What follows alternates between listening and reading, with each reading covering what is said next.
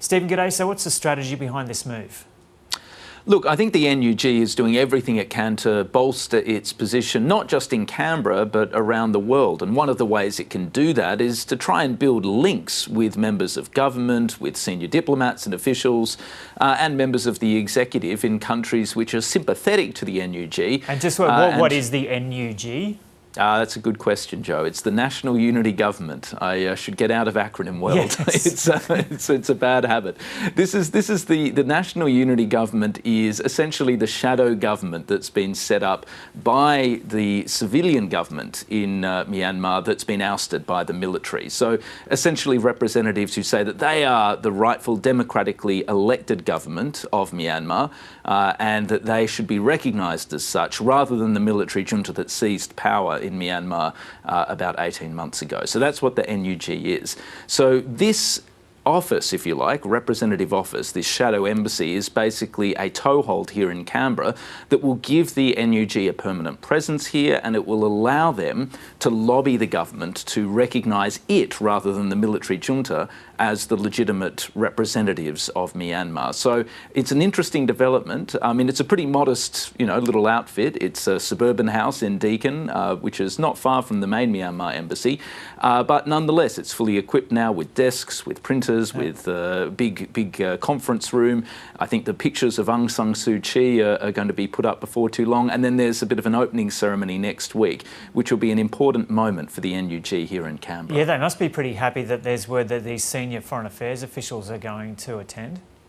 Yeah, they are. And again, you don't want to necessarily read too much into this, but I think it is nonetheless a bit of a signal that Australia does have a bit more appetite now to engage with the NUG, with the National Unity Government, and a little bit more open, perhaps, to the idea of building up deeper political links with the organisation. It's also worth noting, of course, here, Joe, that the former Foreign Minister, Marise Payne, didn't meet with the NUG. Officials did, but the Foreign Minister didn't. Penny Wong, though, she did meet with the National Unity Government and its representatives while she was in opposition, and she has said since taking up as Foreign Minister that she'll continue to meet with them. So when that happens, that will again represent a bit of a shift from the new government. They're a little bit more open to meeting with these people and establishing a relationship. Now, that doesn't mean that Australia is necessarily about to switch recognition from the current representatives here to the National Unity Government. It's worth noting only one country, as far as I can tell in the world, has actually done that. That's the Czech Republic, although the European Parliament has also recognised the NUG.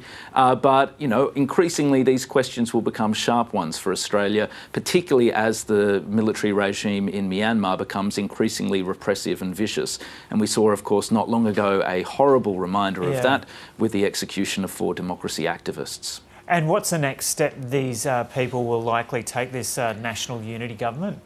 Yeah, it's interesting. We're not quite clear yet where they go from here. Now, it's worth noting this isn't necessarily a direct pitch from the National Unity Government to directly replace Myanmar's representatives here in Canberra. They do say they should be recognised as the legitimate government, but at this stage, Dr. Tung Aung Shwe, who's the NUG representative in Canberra, is not pitching to become Myanmar's ambassador to Canberra. That's something that they may well do down the track.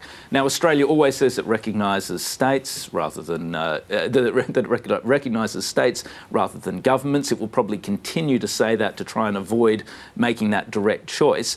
But if he does present himself as the ambassador and present Canberra with a clear choice between recognising himself and the current charge d'affaires who represents the junta here in Canberra, then again, some of these questions will be brought into sharper relief. And I think it's likely that the NUG would use that to, again, ramp up pressure on the government to take a harder stance against Myanmar. Even if it doesn't recognise the NUG, for example, they might say it would be a good time to impose more sanctions on the military junta. That's something this government has indicated that it's likely to do, but there are other things it has to take into consideration, and on the top of that list is the imprisoned Australian economist Sean Turnell, who is still languishing in jail in Myanmar. Okay, Stephen Jedget's there in Canberra.